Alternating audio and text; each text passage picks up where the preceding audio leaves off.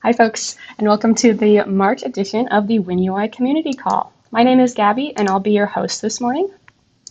I'm a product manager on the WinUI team. So a little bit of info about the Community Call. It takes place on the third Wednesday of every month at 1600 UTC, which is 9 a.m. Pacific time. Our next call will be April 20th. You can reach us on our GitHub at Microsoft UI XAML, or on Twitter with @WindowsUI. So today for our call, we'll be going over what WinUI is, share some recent release updates, introduce the Windows App SDK samples repo and dive into the windowing sample, review our strategic roadmap for 2022. If you'd like to take a quick look before we get to that, you can check it out at our aka.ms/WinAppSDK roadmap. And then we'll close with a community call for feedback. And as always, we'll end the call with your live Q&A, as well as Q&A that we've taken in from the issue. Super. So what is WinUI? WinUI is the native UI platform for Windows 10 and Windows 11. It's built for today's modern hardware and devices, offering the latest Fluent styling. You can use it to build rich .NET and C++ apps for modern Windows devices. It powers the Windows and Xbox OS shell and many apps, plus platforms like .NET MAUI and React Native for Windows. WinUI 3 is the latest third generation of the native UX stack in Windows. It consolidates the UX technologies previously built into Windows into a single decoupled framework that ships as part of the Windows App SDK. The Windows App SDK provides a unified set of APIs and tools to develop rich and engaging Windows desktop applications. WinUI 2 is the previous generation of the native UX stack in Windows, built for UWP apps. It consists of the scene graph layer and XAML framework in the OS and a library of Fluent-based controls and styles. So let's give a quick update about our Windows App SDK release channels. So there are three major channels that we have: stable, preview, and experimental. Stable releases are for supported stable APIs and features for use in production apps. We're updating the release cadence expectation to no faster than every 6 months plus servicing releases. Our latest release for both 1 and 0.8 releases was 1.0 and 0.86. Our next release for those is the servicing release 1.0.1, which we'll be talking about, 0.8.7, and Windows App SDK 1.1.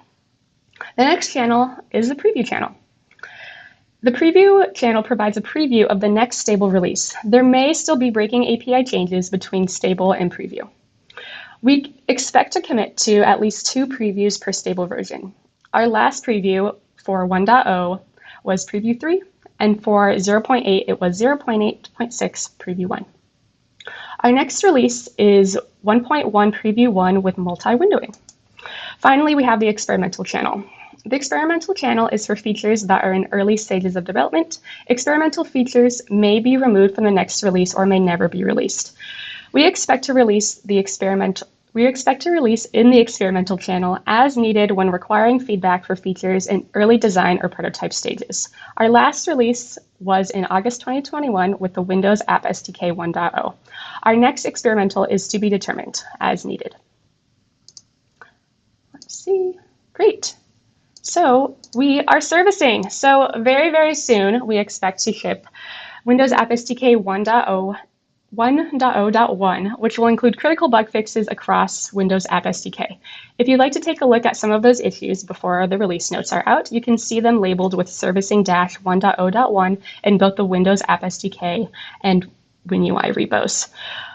However, this will also include multi-window support. So we've been able to enable multi-windowing in WinUI 3 apps in this version. We were playing with it in experimental and weren't quite ready for the 1.0 stable release, but we feel more confident now. We'd like for you to test it out, give us feedback, let us know. It will also be included in the 1.1 preview, which is also coming soon.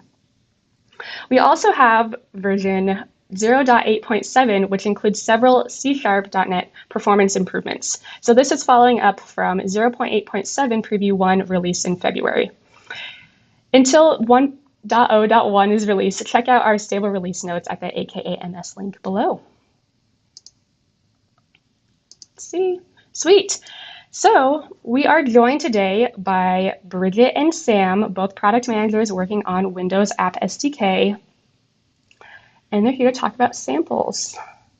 Let's see. Bridget, do you want to take it away?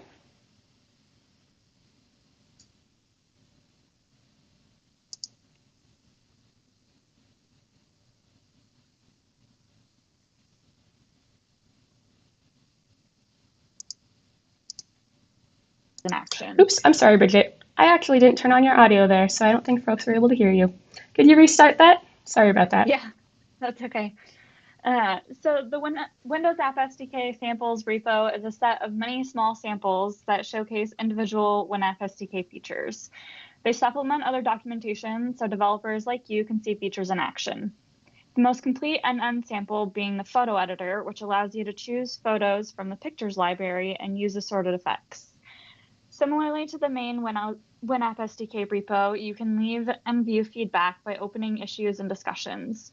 We are continuing to add additional samples for new features in future releases, and they're developed in the open, so feel free to suggest new samples there. Now here's Sam to talk more about the available windowing samples. Awesome. Thanks, Bridget. Thank you. Thanks for the intro, Bridget. Before we get into the windowing sample, I want to call out that they're the same system requirements for running the samples as there are for using Windows App SDK. Those requirements can be found in the README in the samples repo or at the aka.ms link on this slide. I should also mention that if you're running a sample that uses a WinUI template like the one I'll be going over, you need to be using Visual Studio 2022. The windowing sample demonstrates how to use the Windows App SDK class App Window in your Win32 applications. App Window is a high-level windowing API that allows for easy-to-use windowing scenarios. In this sample demo, I will be going over the following scenarios. How to retrieve a WinApp SDK app window from a WinUI 3 window using interop methods, an experience that we're continuing to work on improving. How to use App Window class to customize your title bar, and how to leverage App Window presenters to create full screen and compact overlay experiences. Awesome. Thanks, Sam. Cool. So first, you're going to want to clone the Windows App SDK repo. From there, you can go to the windowing folder where you can see there are samples for WinUI, WPF, and WinForms. App Window is framework agnostic and can be used with the Win32 UI framework of your choosing. But today we're just going to look at the WinUI C# sample. Once you have the repo cloned, you can build the WinUI C# sample and start playing around. Let's watch this demo of me using the sample app. Awesome. Thank you. So let's make sure this video works. Right away, we are taken to a window basics page. Here we can set the window title and resize the window. Let's set the window title to WinUI Community Loves App Window. And let's change the width and height of our window to 500 by 800 pixels. Great. This sample also demonstrates how to customize your title bar, whether you just want to change the color of your title bar, or if you wanted to create an entirely custom title bar. And of course, you can always reset it to your original title bar. In the Presenters page, we can change the presenter mode of our app window. At the moment, there are 3 options for presenters: Compact Overlay, Full Screen, and Overlap. These buttons toggle the different presenter modes. Now let's jump into the code for a little. In the windowing interop.cs, we are retrieving our app window from a WinUI window using winrt.interop.windownative and Microsoft.UI.win32 interop classes. Let's go over to mainwindow.xaml.cs. Here we are creating an app window called App Window and using the windowing interop class we created to retrieve the app window from our WinUI 3 window. We will use this app window to manipulate our window in the different pages we create. For example, on the Window Basics page, we customized the title by changing the app window title property and resize using the app window resize method. Now let's go to titlebar.xaml.cs. The custom title bar code shows us how to change the color of the title bar. First, we check if customization is supported, and then we change the color using app window title bar properties. The sample also demonstrates how to extend your app canvas into title bar area for completely customized content. Moving over to presenters.xaml.cs. The Presenters page shows us how to use the App Window Presenter class. Set the value to either compact overlay, full screen, or overlapped, depending on what you want your window experience to be. That about wraps it up for the windowing sample. Have fun experimenting with App Window in your WinUI app. Awesome. Thank you, Sam. Sure. Awesome. Yeah, so we really encourage you to check out the Windows App SDK sample repo. There's a lot of different samples in there, including the windowing sample that you just saw. Great. Let's see. Awesome. So now we're going to be joined by Ryan Demopoulos to go over what's going on with Windows App SDK in 2022. So Ryan, give me a second to switch over the screen, but you can start screen sharing. Yeah, I'm just going to get going. Got my camera on, and I think my screen should be coming through. You tell me when I'm good to go. I will. Things are moving, but I don't see you quite yet. No problem. Get a couple more sips of my coffee in. All right, I'm seeing you a bit, but I don't yet see your screen. Oh, now I see your screen and I see you. Perfect. I think you're golden. Okay, awesome. So hi everyone, and welcome. I'll just quickly introduce myself. So I'm Ryan Demopoulos. I'm a product manager that most of you on the call probably think of me as like the main lead of the WinUI 3 technology, or just WinUI in general, since I also lead WinUI 2. I also have more recently stepped up to help drive the Windows App SDK project as a whole. So that's really exciting. That means I get to sort of wear both hats. I wanted to talk today a little bit about a new roadmap that we just released yesterday. I want to say a huge thanks to Gabby and other folks who helped us write this, but we put this roadmap out basically to give a sense of sort of where the WinApp SDK is trying to head this year. I know there's been a lot of questions that people have had around, um, what's the commitment level to WinUI 3? I've seen a lot of questions about that. Where are the apps, from Microsoft that are using the Windows App SDK? And I would describe sort of the state of things in WinApp SDK and in WinUI 3 as like we were kind of rushing really hard last year to go and get 1.0 out, which we did in November. And then the holidays hit. And then there was sort of like the post-holiday, like, okay, let's get going on 1.1. And in the midst of all that sort of hustle and bustle, I think clarity on what's coming next, what's going to happen in 2022, is something that we haven't really shared. So we wrote this up just to try and give a little bit of clarity, a little bit more than what's been out there around what we're trying to focus on. It's not a long document. Um, uh, I think Gabby introed this with an aka.ms link, but basically it's aka.ms slash what is it? Windows App SDK Roadmap. Did I get that right, Gabby? I think I did. And so you can go and read it through. It's just like, I don't know, it's like probably a couple printed pages in length. I want to draw your attention to a couple things. The first is this sort of primary areas of focus for 2022. So this is really sort of where we're trying to describe what we're trying to accomplish this year. And there's basically three big things that we want to focus most of our attention to. Not all of our attention will be solely focused on these things, but I would say the lion's share will focus on this. The first one is that we want to get a set of industry-leading apps out in the market. And that doesn't just mean Microsoft apps. We have partnerships that we've been doing with other prominent software companies in the industry, names that you would know, but I can't share any details on those, mainly because of agreements that we've signed with those companies. But we have actually, even before 1.0 shipped, have been working with companies to go and get a few sort of marquee apps out there on WinUI 3 and the WinApp SDK. And I think that those are going to ship this year. Certainly one will probably ship in the coming months, and probably another one toward the end of the year. And there's a lot of investment that we've made as a team trying to make sure that those apps are really great and that they're sort of like a good set of what we call lighthouse apps that you can sort of be inspired by and really represent what WinUI 3 can do. So that's sort of the first major focus areas. Like, let's get those apps out and let's get those wins into the market.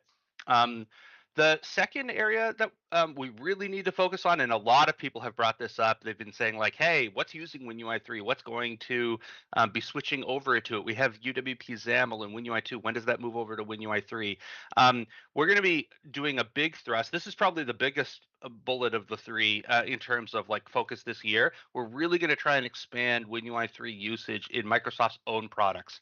And that means basically two major areas. The first one is our own apps that we ship for Windows 11. So these are like the inbox apps that you can think of, and there's dozens of them. We're working on precisely which ones we would switch over first. We've already got some prototypes of certain apps switched over. And so we're going to be spending a lot of time trying to get the app switched over. And then also we're going to be spending time on the Windows shell itself. So much of the Windows 11 shell and a lot of the cool new things that you see like Mica and rounded corners and new controls and widgets, a lot of that is built in WinUI 2 today. It actually, just for interest sake, the transition from like just straight up common controls and some of our older native Windows frameworks to WinUI 2 was probably something along the lines of like depends on how you measure it, maybe 6 to 8 to 10 year sort of transition. And now we're embarking on this transition where we're trying to get things rapidly moved over to WinUI 3. So you'll start to see parts of the Windows shell and successive Windows updates moving over there as well. And I don't want to pretend that that's going to be a fast thing. That's going to be a long arc journey. We'd like to get the first few wins this year and then continue to accelerate. But the really interesting thing that this does for all of you on the call and for everyone in the WinUI 3 ecosystem is it's going to get our own teams using this technology and giving us feedback, filing bugs, asking us for new features to go and build these apps. And so we're going to see both feature expansion and reliability go up, not just with our own Microsoft partnerships, but with these other bespoke partnerships that we have. So that's going to be a big part of what we focus on this year. And the last thing I wanted to call out is, in addition to WinUI 3 and WinApp SDK being things that you can use directly in your apps, there are also other app ecosystems that we would like to basically have WinApp SDK underpin. And a couple of them that Microsoft develops is .NET MAUI and also the React Native for Windows and Mac ecosystem. And so we're going to be, .NET MAUI will be releasing in May. That's going to be, so every .NET MAUI app will be a WinApp SDK and a WinUI 3 app. But also we're working on a plan with React Native to go and get that version built on WinUI 3 and the WinApp SDK out into the wild as well. That may come this year, might bleed into next year, depending on sort of timelines and dates. So some of our effort will be focused on trying to go and get that sorted out as well. So it's going to be a pretty ambitious year. Wanted to really just share that out with you. I think that's probably the most important piece of this roadmap, is to give you a sense of like, how are we prioritizing the features that we do? What are our priorities, so that when you file feedback, when you file issues, you have some sense of understanding of sort of the direction that we're trying to take things and what we're trying to accomplish this year. So I think that's probably enough. I could talk forever. Later on in the roadmap, there's a list of features that are coming in 1.1, which is coming soon in the first half of this year. We are already underway in beginning to plan our 1.2 release, which will be toward the end of this year. So all of the good work that we do in these areas of focus, all of those are going to naturally make their way into those products and be made available for everyone. And thanks very much, everyone, for the feedback that you've been providing. It has been a very high volume set of feedback, especially around the WinUI 3 area in particular. And the team is working on strategies to be able to go and better address that volume, because I would say the response has been more than we ever could have dreamed of. And so we have a large backlog of issues and things that we need to get through in the midst of trying to focus on these things, and then also in the midst that we had last year of trying to ship 1.0. So thanks so much. You guys are like the best community. Thank you.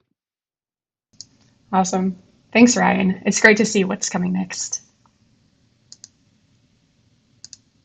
Let's see. All right. So for the last topic, I wanted to cover I wanted to ask everyone what you would like as in part of the community call. So a community call for feedback. So I was doing some reflecting, and we are kicking off at least our third year of the WinUI Community Call. Year 3 at least on YouTube, but I know there was some previous iterations of the community call that were not on YouTube. So I wanted to ask, what should we continue to do more of? What should we stop doing, do less of? What is missing from community calls? How are we doing balancing WinUI and Windows App SDK info? And then should we make any changes to the format of the call? Some other info that you could help out with is what kinds of demo spotlights do you most appreciate? I'm thinking of things like, should we have more brown bags or feature walkthroughs with members of the WinUI team? Do more of a series with introduction to Windows App SDK and WinUI 3? Or should we come and bring in some more demos of live applications using WinUI? Feel free to leave comments in the chat and I can take a look at those, or leave comments at aka.ms/winui/callfeedback2022. And this is also posted as an issue in our GitHub repository, in the WinUI GitHub repository. Awesome. Let's see. And then I think it's time for Q&A. Great. So I'm going to start sharing the Teams call yet again. So folks, if you want to turn on your cameras and I'll put us into together mode, that would be great. And then I will hand it off to Savoy, our lovely MC. There we go. Let's see. There we go. Oh, you get to see some live Teams info and then wait for it to load.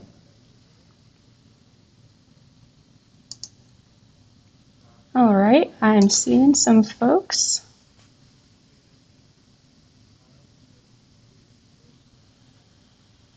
And Savoy, I think you're ready to take it away. Video and audio? Oh, now you are. Now you're coming through. Hi, Savoy. Okay. Hi, Gabby. That took just an extra moment, but that's okay. Yeah, let's, we've had lots of questions pouring in since we shared the roadmap, so let me jump right in. Ryan, we're getting lots of questions on the roadmap you just shared. First up, we have several viewers asking about the plans for open sourcing with WinUI 3. Is there any comments you'd like to share on that? Yes. What I would say is, with the areas that we're focusing on that I shared in the roadmap, we think that we can pretty reasonably accomplish those areas, and we'll have our hands completely full trying to accomplish those areas without getting to open source. So a lot of when we think about open source, it really comes down to like, how do we prioritize everything that we have to do? And I really want to get to that point. However, I also, given the partnerships that we have that we're trying to go and launch this year, and given the amount of work that's going to be needed to go and actually get open source and get the team's processes switched over, what it would mean to be open source would probably mean, say, sacrificing 2 or 3 or 4 Microsoft experiences using WinUI 3, because the team would be focused on open source and wouldn't be able to go and get those experiences out. And we think that it's actually just more important to get more apps out right now. So it's really a judgment call to go and do that. What we do want to do is we want to make sure that we have at least feedback mechanisms and the ability to file issues, and for us to be a responsive team on issues, so that even if we don't have like the ability to accept PRs, we can at least interact and have conversations on issues, debate specs on new features and things like that. So that's a piece that we don't want to lose. So we're trying to put together, okay, like, how do we straddle and balance that, and that's something that we're still figuring out. I think we'll probably have more to share either on the April call or maybe the May call. Awesome, thanks, Ryan.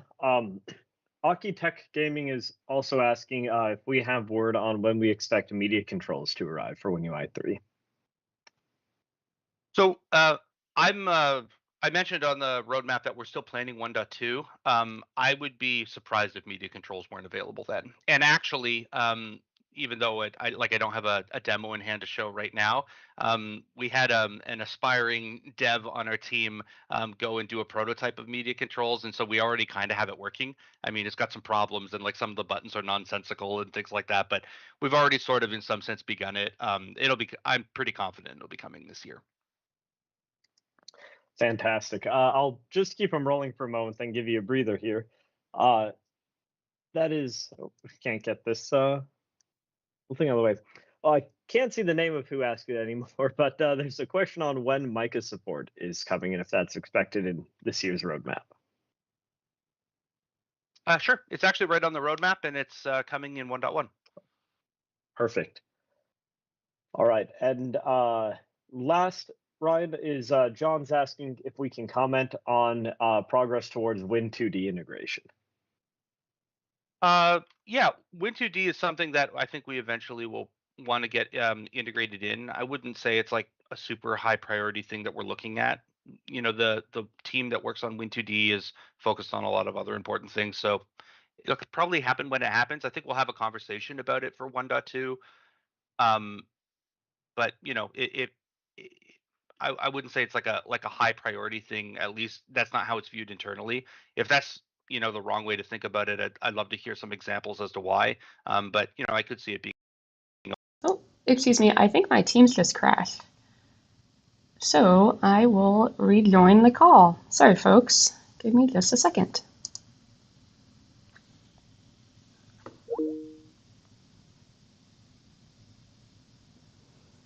Let me see. I'm going to put this back on the welcome slide just for a minute.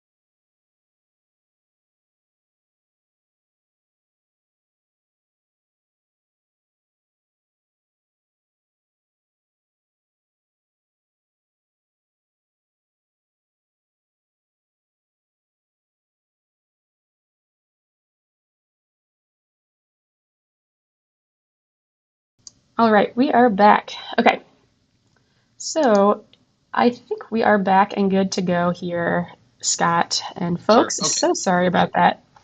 Technology.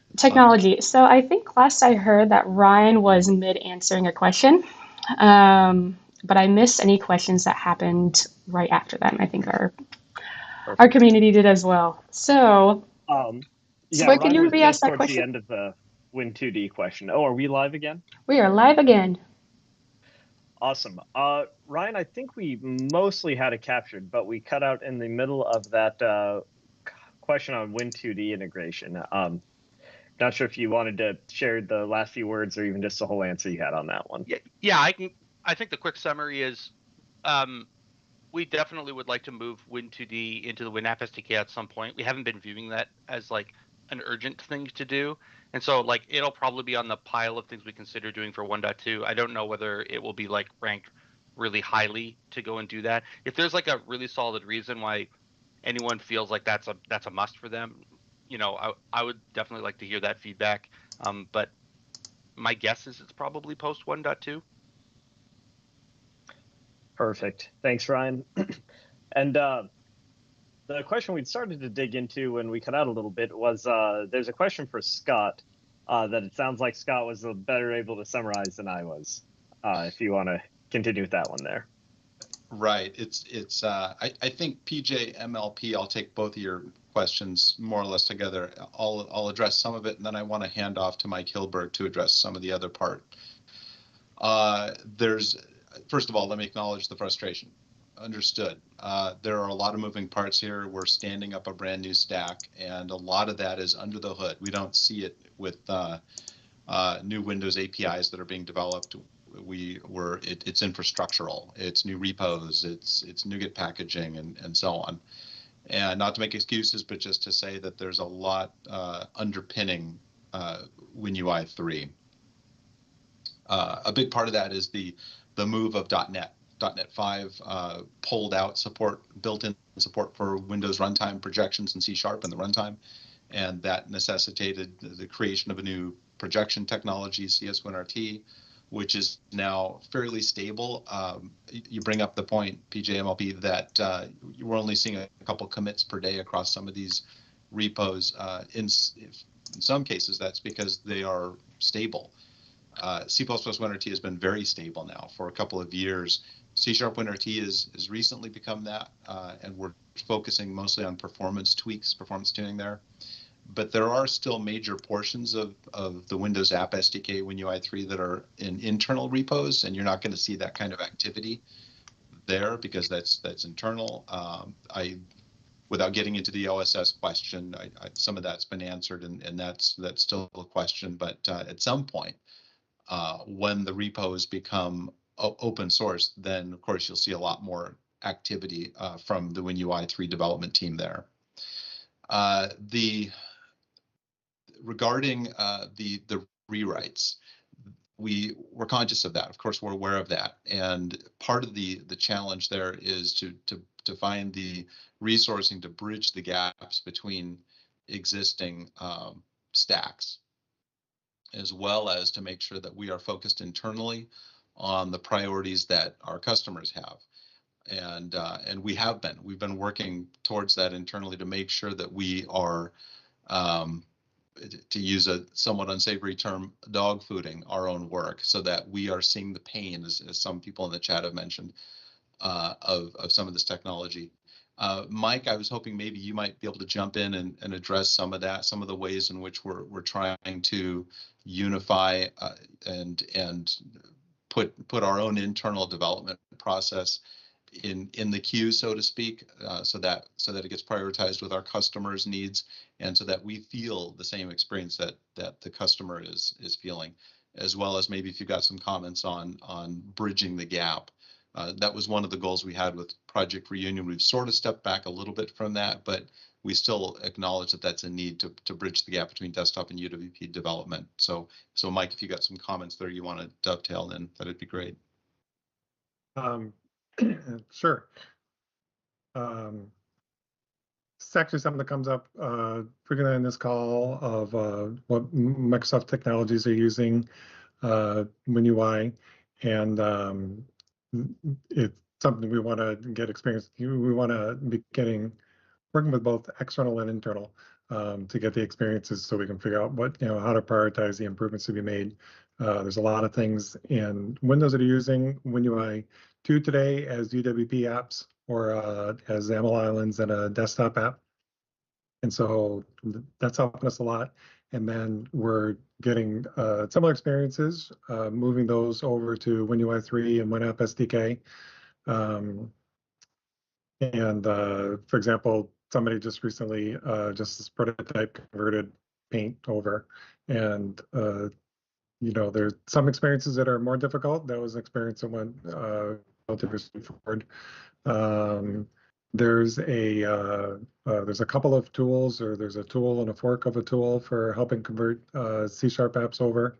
And so I'm actually playing with that right now, trying to convert an app over and to get some experience with that. So, we want to get as many experiences as we can. Some of the things we talk about in the roadmap, we can't do everything at once. So we want to prioritize. And so the more experience that we can get internally within the team, the better we can understand it and better we can prioritize it. Awesome. Thanks, Scott. Thanks, Mike. Let's jump over to some questions for Ryan here that are also showing up. Ryan, I see a question here for Matt Lacey, from Matt Lacey on common developer scenarios needing to wait for V3 of the WinUI 3 and WinApp SDK, and whether or not that's looking like a 2023 release. A great question, Matt.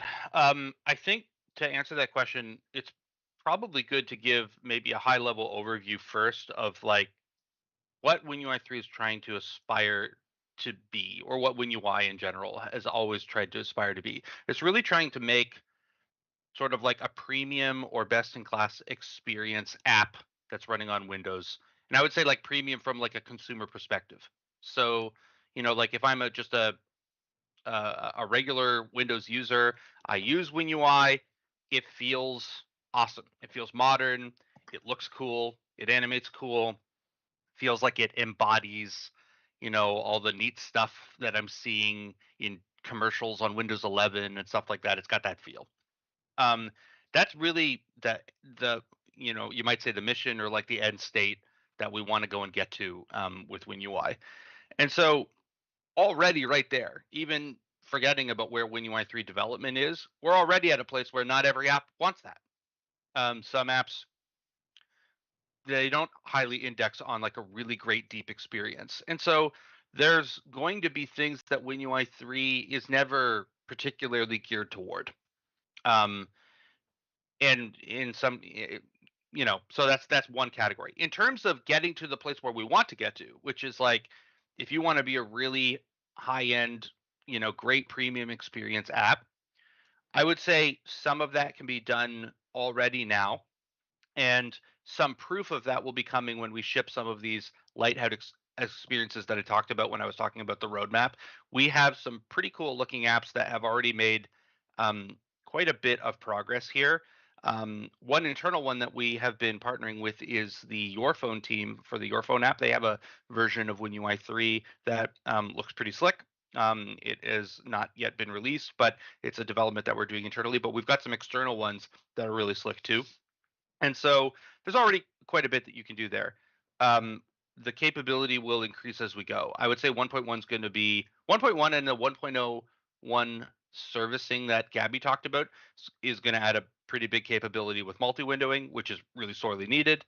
I think 1.2 will probably have media controls and maybe a couple other things that are really important. And probably at the end of this year, we'll go from already a pretty decent set of capability to go and build that premium experience to an even expanded delivery on that promise. I hope that answers your question, Matt.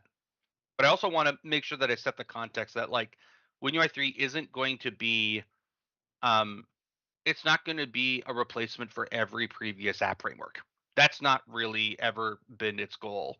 There will be WinForms app, some WPF apps, and some apps from other frameworks that WinUI 3 might not make sense for ever.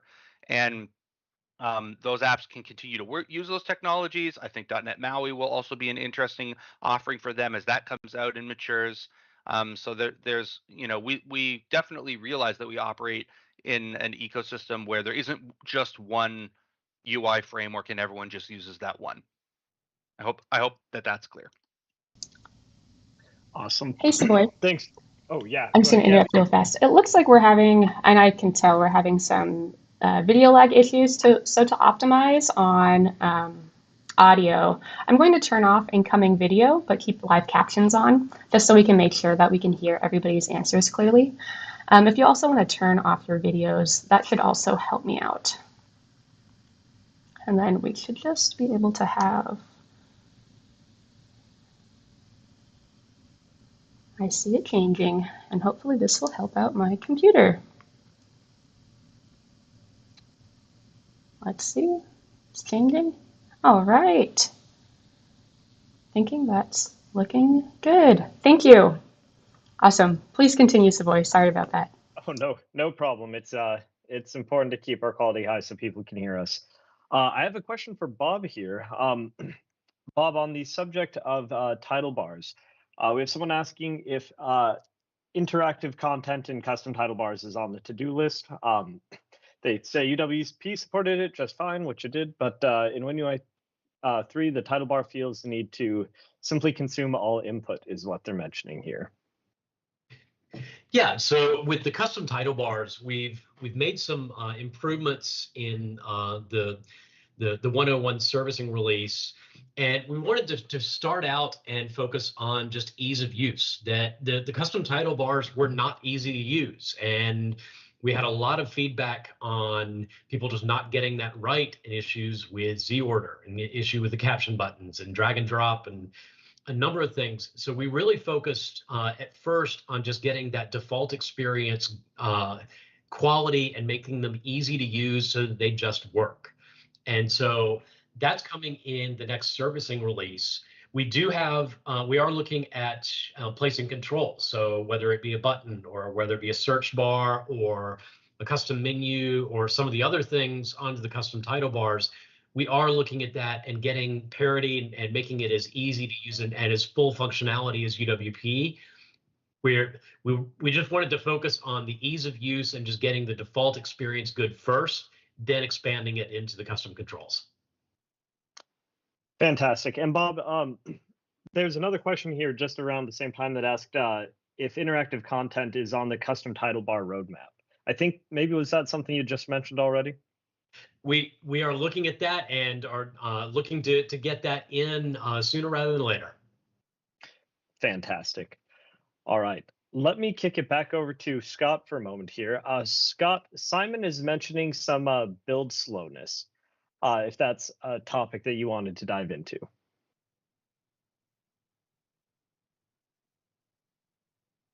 Oh, Scott, you're muted. Yes, I am. Thanks so much. Yeah, thank you, Simon. That is an issue that we're well aware of and have been making some progress on. The packaging in particular, we saw that a number of targets were being executed multiple times with respect to gathering up package artifacts and package content and so on. And so we've been putting some effort into streamlining that. I would also mention that if you might take a look at the unpackaged support that we now have, and I don't know if that's something that fits with your domain, but it's if you're not needing to use the store to create an MSIX package and put it up in the store, then that's certainly an option, and that avoids a great deal of that overhead. But we have, as I say, we have made some improvements in the build speed of packaging. Awesome, Scott. And I saw you and Mike were both interested in sharing answers on the question around XAML runtime errors, where Dot Morton was asking if that's something we're working on improving. He says currently he has to do a deep dive into the data property of the exceptions to be told what went wrong. And that is still seemingly lacking info as well. Go ahead, Mike. I was going to say, you're welcome to it, Scott. Oh, sure, we can split it, I suppose. I'll take first crack. That is definitely a regression in the development experience, in having an actionable, debuggable moment when an exception, a XAML parse exception, crosses the ABI, the application binary interface. So, in particular with C# development, I'm not sure whether there's a similar take back with C++. There may be. So we're aware of that.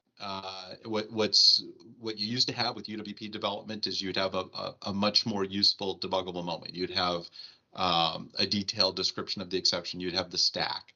You could see what was going on. Now, oftentimes, what happens, and I think we've chatted about this in previous community calls, is that you end up with a very opaque error that pops all the way up to application start, and you're just left blind. You have no idea how to solve that problem. So, yes, that is in the backlog to try to recover some of that debuggable experience. Mike, did you have anything you wanted to tack on? Yeah, I was just going to say that, one of the things we did with WinRT was try and change the debug messages a little bit, the exception messages a little bit. They come out in the debug output. When a message is added to an exception, it comes out in the debug output in Visual Studio, and it gets kind of lost in there in a bunch of module load and unload messages, and it's kind of hard to find. There wasn't a way to include it in the exception object, the message in the exception object like you get in a WPF app. So we're trying to do some things to improve that. We talked before about priorities can't do everything, but this one is so annoying. One of the devs on the team, I think he's just gonna, if he has to do it on the weekend, he's gonna at least make some improvements there. I think you said significant improvements. They're greatly improving. I don't know if that'll reach that level or not, but at least improvements, step in the right direction. Awesome. Thanks, Scott, and thanks, Mike. Ryan, a question for you is Architect Gaming is asking about the future of XAML islands in WinUI, if that's a question you'd like to field for us. Yeah, I'd be happy to answer that. So XAML Islands is one of those things that is squarely in our priority zone. And, a big part of that is in order for us to be able to move over apps and even more specifically parts of the Windows shell to WinUI 3, there are many parts of the Windows shell that are already built on multiple UI frameworks sort of coexisting in the same process and interacting. And that's, mainly just the product of, I don't know, 30, 40 years. How old is Windows? 40 years of development, probably. And so it's, a lot of these surfaces, it's not so simple to just rewrite the whole surface in one shot, say in one update to WinUI 3. And the reality is we're going to have to mix in WinUI 3 content into those existing surfaces and sort of gradually move them over. And so Islands has been, one of the most requested, I would say, community features outside of Microsoft for quite a while now, and it is definitely going to be one of the most requested features from our own teams who are trying to move to WinUI 3 too. So that's going to be a pretty high priority item. I would expect some movement there this year. Fantastic. And Ryan, I see that you saw the question we received on GitHub around Flutter and how that story aligns with WinUI. Looks like that was a topic you were looking to talk about. Yeah, I want to go back and make sure that I understand like the question itself. Let me just go and reread it there really quickly. I can paste it in our chat here. Oh, I see you're already. Yeah, this is from Fox 62843. I think is the one you're talking about. That's the one. Yeah, so if I could sort of summarize what I think he's saying, he's basically saying like, hey, we're seeing movement in Flutter. What's happening in the WinUI space? I'm hopeful that some of the roadmap sharing and just sort of the discussion that we've been having on this call gives a sense of where we're trying to take WinUI. So we're definitely not sort of dead in the water. There's quite a bit of wind in our sails, and we're moving forward with quite a few partnerships. So I'm actually pretty bullish as to where we're going. It's also important to recognize that there are differences between even just what Flutter is trying to do and what we're trying to do. What we're trying to do is really be the most authoritative, highest premium experience that you can get in a Windows app. I don't think that that's actually Flutter's goal in any tangible way, and so there's going to definitely be apps that will be drawn to Flutter, and that's fine. I think Flutter is actually really cool technology. There's going to be times when you really just want to make the best Windows app that you can make, and I would say if that's your goal, you should be looking at and considering WinUI 3 to do that.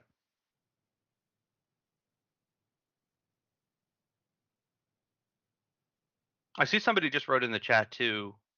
What kind of apps are WinUI 3 not targeted at?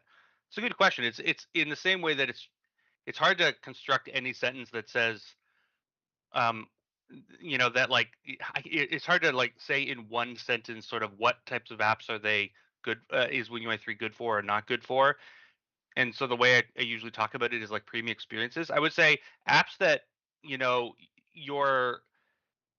the most important thing for you to do is like really rapid development. Like WinUI 3 is not particularly rapid to develop in. Certainly, like a good WinForms developer can, spit out a WinForms UI very, very rapidly and fast. It's not going to look beautiful. It's not going to scale well in DPI. It's not going to have relative layout or sort of like even adaptable layout in a lot of cases. But not everyone needs those things. So if you're trying to optimize on like just super speed, that might be one reason. There's a host of reasons. There's definitely controls we're missing. So if we don't have some of those capabilities and controls, like input validation is missing right now. So if that's really important, you can either roll your own sort of style of input validation, or you could just use another framework. So I don't maybe know I don't know if there's a single sentence I could say, but I that's why I usually talk about it in terms of what are the things we're good at, and the things that we're good at are really trying to make basically the best apps you can make. Fantastic. Thanks, Ryan. And thanks for jumping in there. I didn't realize I'd become muted for a moment. We have a question for Scott again from Simon, who's mentioned that the tooling feels quite slow compared with standard .NET projects. And is this something that we can look forward to being improved? Yeah, I think we kind of addressed that earlier with the build time, largely dealing with packaging, which I think we made some improvements there. Certainly, it's going to be incremental, but I think we've made some good progress there. But I'll take advantage of the floor here to talk a bit about the C++ WinRT tooling experience. There's a couple of comments in the chat from Paolo and Simon and others, and just want to acknowledge that we're aware of that. The take back that C++ CX had a great design surface experience, and now it's gone backward to something more akin to ATL like programming experience. And you know, as the saying goes, the tooling follows the technology.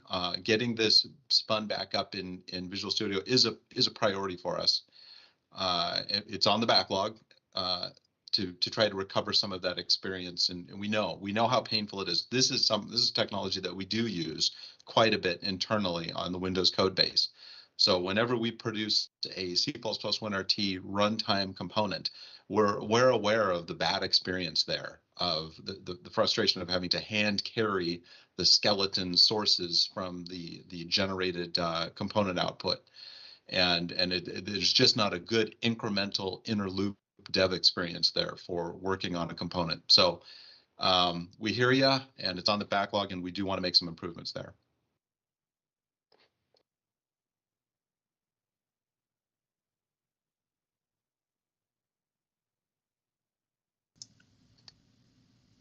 Oops, so I still think you're muted.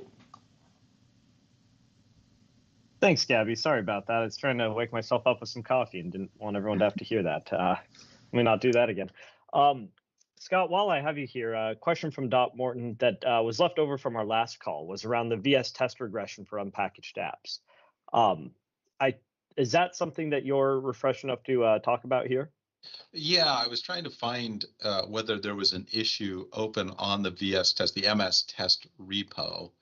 There is mention of it. I'll copy it into the discussion, the chat, while we're talking. There is mention on the CS1RT repo, but it's just the only thing I say there, Dot Morton, is just to back off to a previous build of MS test, so that we don't have that regression. The regression being that there are assumptions made about packaging versus unpackaged in your app, and so it doesn't fully support unpackaged. But there's no reason that it shouldn't, and as simply reverting to an older version of MS test proves.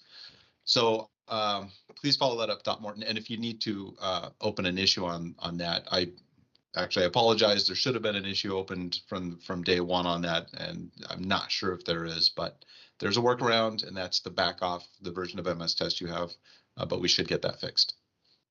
Sweet. And Scott, while we're on a roll here, there's also that question on the C++ WinRT tooling experience with the lack of design surface and ATL-like experience.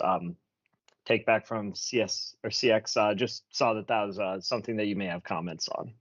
Yeah, yeah. I just chatted a bit on that. This is like Groundhog Day. Yeah, I think I covered most of that a few minutes ago. That we're aware of it. We're aware of the take back in the Visual Studio integration, that we just don't have the amenities. They're the first class development experience. So, but we're aware of the pain. We experience it internally, and it's not that that's the only reason we should work on it, but we do have first-hand experience of that pain as well. So it's on the backlog to get to that. Perfect. Thanks, Scott. And sorry about that. So many of these I'm realizing are the same question showing up in different ways. I'll try to get ahead of marking those as answered by other questions. A question for Ryan here is that Nicolay had commented that it seems like there's only a handful of people developing WinUI. and they are trying to make a decision on WPF versus WinUI. How can they be sure that WinUI 3 is the way to go? And looks like we were curious if they may have been looking at the WinUI 2 repo and not the internal WinUI 3 stuff. So I'll turn that over to you here. Got it. We have a reasonable. I'm not really supposed to share numbers as to who's working on it. I would say we have a reasonably sized team working on WinUI 3. Our problem is probably not one of funding, but rather of ambition, and really just trying to have enough people to handle those sort of bespoke partnerships that I talked about, plus add features, plus fix bugs, plus plan upcoming releases. It starts to add up pretty good. But I would say we're I think it's probably true that we're the most funded UX framework in Microsoft at this point, or pretty close to it. So we're sort of as legit as like anything out there. Think of it that way. In terms of whether or not your WPF app should move to WinUI 3, I think it just depends on the specifics. If you really care about high quality UI, if that's an important thing, because not every WPF app is in that boat. But if that's the thing you care about, the answer is yeah. Eventually, you should move to WinUI 3. That's really the sort of the next step. But then the question becomes, is it ready? And that's an analysis that you'll have to do. So you have to take a look at the control set that we have and the feature set that we have, sort of compare it with what you are currently using in WPF. A lot of it is there. We actually have pretty good coverage over most WPF capabilities, but there's definitely things that are missing. I called it input validation at one point, and there's some other things as well. So that's a deeper level of analysis that has to be done, and there's no like sort of single sentence I could say that can definitively tell you what to do. But think about what motivates you. If it's the user experience, then definitely look at WinUI 3. Yep. Awesome. And Ryan, there was a similar question from Jimbo99, who said they'd very much like reassurance that Microsoft is completely committed to WinUI 3 and that it'll be receiving more resources from Microsoft to make it more robust and progressive. And it sounds like your answer there definitely, to me, was satisfactory for this question, as well as your earlier comments around trying to move more of our surfaces to WinUI 3. So yeah, just to add one more thing in there, Savoy, because that question was asked a little differently. There's definitely no team at Microsoft that doesn't want its size doubled. I would love to have our size tripled.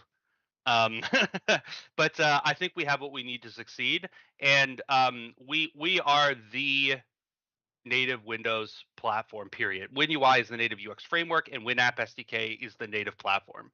That's it. Like the team that works on ComCuddle, that works on all of the different technologies that we have that were built into Windows over the years, that's the team that's doing the WinApp SDK. So it doesn't get more official than this. We're not going anywhere. Perfect. All right, I'm going to try and end on two last questions here since we're getting close to the top of the hour. Ryan, I'll throw this your way.